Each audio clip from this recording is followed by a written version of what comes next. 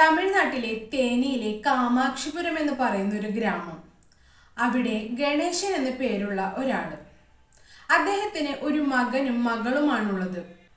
വളരെ ദാരിദ്ര്യത്തിലാണ് ഈ കുടുംബം കഴിഞ്ഞിരുന്നത്.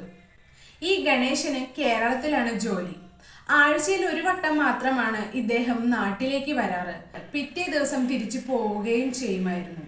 അദ്ദേഹത്തിന്റെ മകൾക്ക് 10 വയസ്സുള്ള സമയത്ത്, അതായത് ഡിസംബർ മാസത്തിലെ കാർത്തിക മാസത്തിൽ ശബരിമലയ്ക്ക് പോകാനായി മാലയിട്ടിരുന്നു.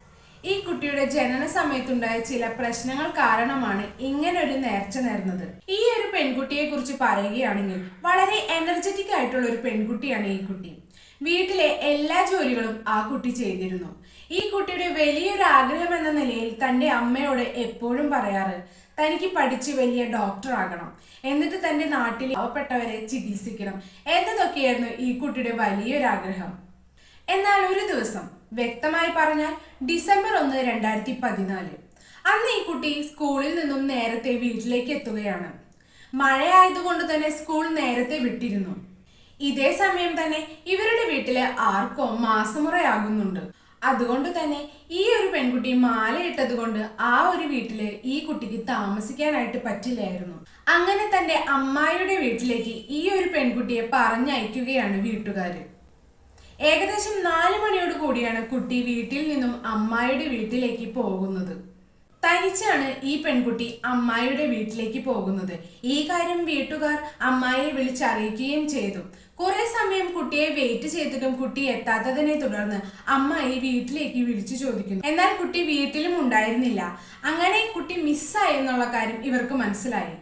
അവർ പറ്റാവുന്ന പോലെ എല്ലായിടത്തും ഈ കുട്ടിയെ തിരഞ്ഞു. എന്നാൽ എവിടെ നിന്നും ഈ കുട്ടിയെ കണ്ടെത്താനായിട്ട് സാധിച്ചില്ല.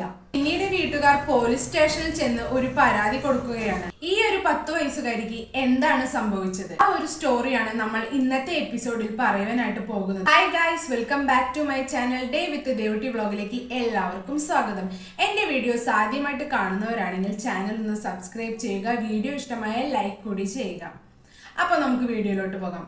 പിറ്റേ ദിവസം, അതായത് ഡിസംബർ 2, 2014, ഈ നാട്ടുകാരും വീട്ടുകാരും പോലീസുകാരും അടക്കം എല്ലാവരും ഈ കുട്ടിയെ തിരയാനായിട്ട് തുടങ്ങി. ഈ വീട്ടുകാര് അവരുടെ റിലേറ്റീവ്സിനെ വിളിച്ച് ചോദിക്കുന്നുണ്ട് കുട്ടി അങ്ങോട്ട് എത്തിയിട്ടുണ്ടോ എന്ന്. എന്നാൽ എവിടെയും ഈ കുട്ടി എത്തിയിട്ടുമില്ല.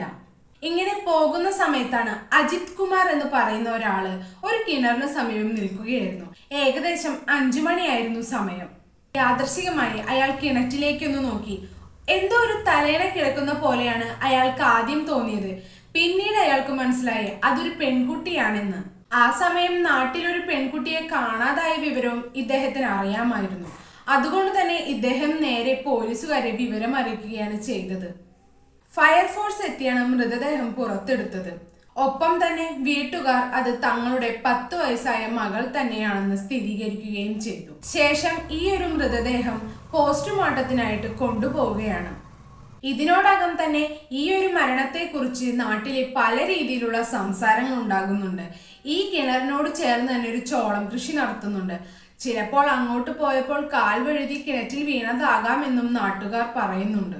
പിന്നീട് പോസ്റ്റ്മോർട്ടം റിപ്പോർട്ട് വന്നു. ഈ പെൺകുട്ടിയുടെ ശരീരത്തിൽ ധാരാളം മുറിവുകൾ ഉണ്ടായിരുന്നു. ഒപ്പം തന്നെ പ്രൈവറ്റ് പാർട്ടിലും മുറിവുകൾ ഉണ്ടായിരുന്നു.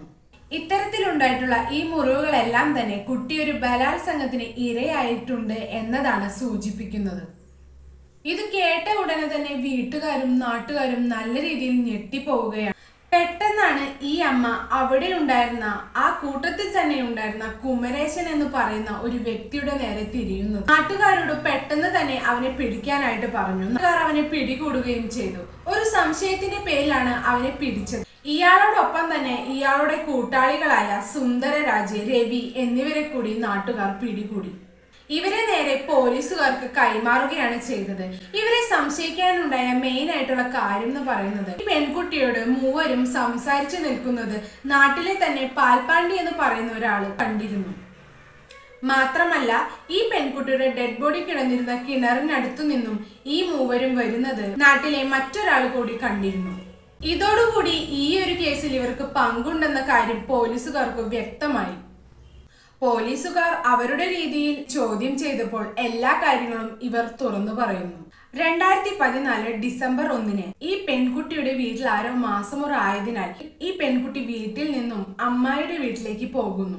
ഈ സമയത്താണ് ഈ കുമരേശൻ ഗ്യാങ് ഈ പെൺകുട്ടിയെ കാണുന്നത്. പലതരത്തിലുള്ള ലഹരി വസ്തുക്കളുടെ അമിതമായ ഉപയോഗം മൂലം ബോധം നഷ്ടപ്പെട്ട ഒരു അവസ്ഥയിലായിരുന്നു ഈ 3 പേരും. ഈ കുട്ടിയെ കണ്ട വശം തന്നെ കുറച്ച് ചോക്ലേറ്റ്സ് എടുത്ത് ആ കുട്ടിക്ക് കൊടുക്കുന്നുണ്ട്. ഒപ്പം തന്നെ ആ കുട്ടിയോട് നല്ല രീതിയിൽ സംസാരിക്കുന്നുമുണ്ടായിരുന്നു.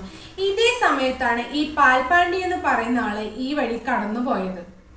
അയാൾ കടന്നു പോയതിനു ശേഷം ആ 10 വയസ്സുകാരിയെ ആ 3 പേരും ചേർന്ന് ഗ്യാങ് റേപ്പ് ചെയ്യുകയാണ് ഉണ്ടായത്. പിന്നീട് കൊലപാതകത്തിൽ നിന്നും രക്ഷപ്പെടുവാനായിട്ടാണ് പെൺകുട്ടിയുടെ മൃതദേഹം കിണറ്റിൽ കൊണ്ടുചെന്ന് ഇടുകയും ചെയ്തത്. ഇത് കിണറ്റിൽ വീണ് മരിച്ചതാകുമെന്ന് എല്ലാവരും വിശ്വസിക്കുമെന്നാണ് ഇവൻ വിചാരിച്ചത്. പക്ഷെ പോസ്റ്റ്മോർട്ടം റിപ്പോർട്ട് വന്നപ്പോൾ എല്ലാം തകിടം മറിഞ്ഞു. ഈ കുട്ടിയെ കാണാതായിരുന്ന സമയത്ത് ഈ കുട്ടി ഈ 3 സംസാരിച്ചു നിന്നിരുന്നു എന്ന കാര്യം ഈ കുട്ടിയുടെ അമ്മ അറിയുന്നുണ്ട്. ഇതിനെക്കുറിച്ച് ചോദിച്ചപ്പോൾ കുട്ടിയെ കണ്ടു സംസാരിച്ചു എന്നും അതിനുശേഷം ഞങ്ങൾ തിരികെ പോയെന്നുമാണ് ഇവർ മറുപടിയായി പറഞ്ഞത്. എന്നാൽ പോസ്റ്റ്മോർട്ടം റിപ്പോർട്ട് വന്ന ഉടനെ തന്നെ ഈ അമ്മ ഇവർക്ക് നേരെ തിരിയുകയായിരുന്നു. ഇവരാണ് അവസാനമായി എൻ്റെ മകളെ കണ്ടതും സംസാരിച്ചതും, അതുകൊണ്ട് തന്നെ ഇവർക്കറിയാം എൻ്റെ മകൾക്ക് എന്താണ് സംഭവിച്ചതെന്ന് പറഞ്ഞുകൊണ്ട് ഈ അമ്മ അലറി വിളിക്കുകയാണ് ഉണ്ടായത്. അങ്ങനെയാണ് ഇവർ പോലീസിന്റെ പിടിയിലാകുന്നത്.